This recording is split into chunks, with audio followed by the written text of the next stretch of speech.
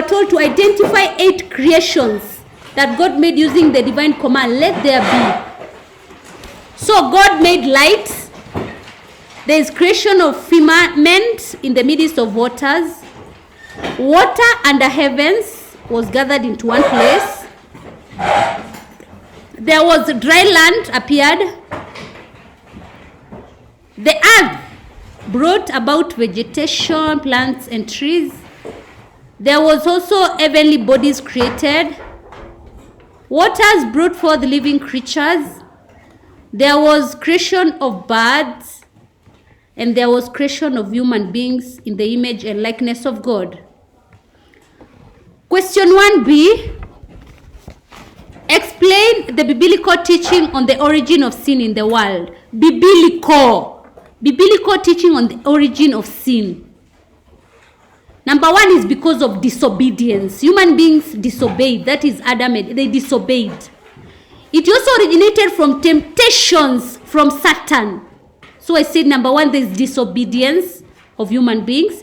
Then there is temptations from Satan. There is also rebellion. Rebellion of human beings. They rebelled. There was greed for material things. Or you can say desire or greed. Greed is better for material things. Also, sin originated due to lack of satisfaction. That is, human beings were not satisfied with God's providence. So, lack of satisfaction. And then there's also human weakness.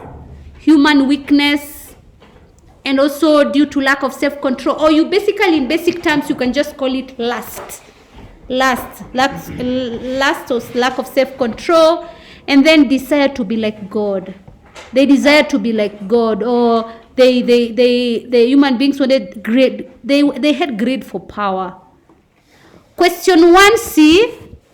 Give 5 reasons why Christians should forgive others. They forgive us because it's a command from God. And I talked about this in the parade on a Saturday. It's a command from God to emulate Jesus Christ, to forgive. Remember, Jesus Christ forgave on the cross when he was crucified. So to emulate Jesus Christ. Also, they forgive in order to have peace with God.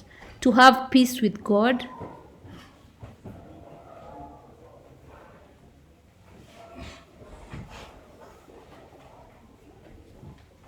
Also, to be forgiven by God.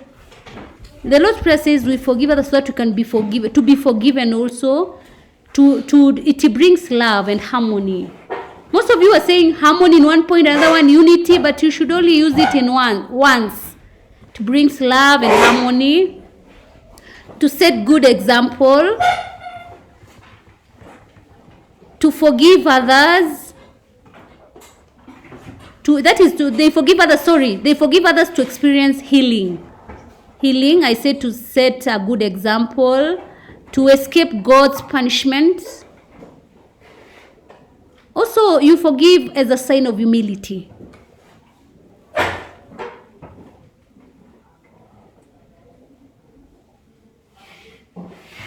Question 2a. What was the importance of the covenant between God and Abraham? So here most of the people are talking about the promises. No, that was just one point.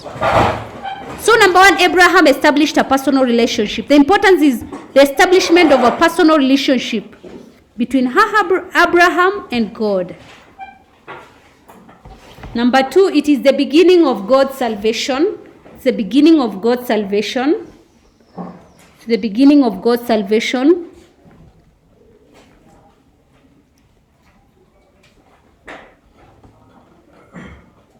It showed that God took responsibility to fulfill the promises. So God took the responsibility to fulfill the promises. The covenant was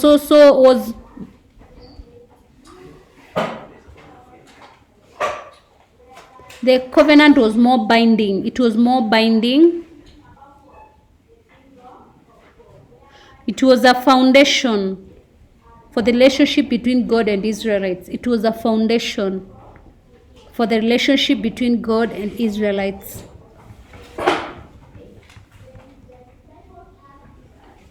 Also, the covenant showed that Abraham had faith that the promises will be fulfilled, or the promises will be rewarded by God. Showed faith that the promises will be rewarded by God.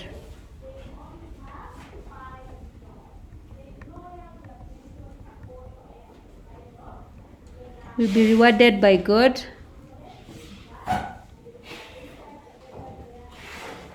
And then it showed commitment. Showed commitment. Question 2a. What was the, 2b. How did God show his mercy to the Israelites during the Exodus? Here is where I was telling you, the Exodus. If you're not asked about the night of the Exodus, please start the Exodus from the Red Sea. Number 1, he enabled them to cross the what? The Red Sea. He guided them during the day by a pillar of what? Cloud. And night through a pillar of fire. There's someone who told me a pillar of dust. I have just remembered, I don't know, a pillar of dust. Just check your work, a pillar of dust. Someone told me a pillar of dust. So it's a pillar of cloud during the day and a pillar of fire during the night. And then he provided food like manna and quails. So know the spelling of manna. It's M-A-N-N-A. He also protected them against their enemies. And you give an example, Amalekites. Or he also protected them from the Egyptians. He gave them the 10 commandments to guide them. He made a covenant with them. He gave them leaders.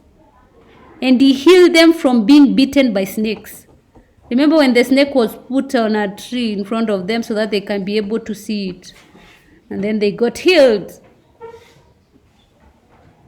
So this is the question that I was talking about, question 2c. How do people break the commandment, do not kill, in the society today? So people use witchcraft to kill others. We have to see killing others. They use witchcraft to kill others. During the time of war or genocide, many people are killed. So you can call it war, terror, or genocide. Through murder. Then you say the one that everyone was talking about, women die when aborting. People commit suicide. Actually, I like this because most of you are talking about the suicide. People commit suicide. Also, intention infection of HIV/AIDS, whereby you know you have HIV and then you infect someone else intentionally. So you have to say intention infection of HIV/AIDS. And then people die when they abuse drugs. So when you tell me, when you think about killing someone else, these are things that we are told in the church. Even the church I go to, we are told like that. If you think about even killing someone, you've already killed them. No, we don't accept those points. Please don't write them.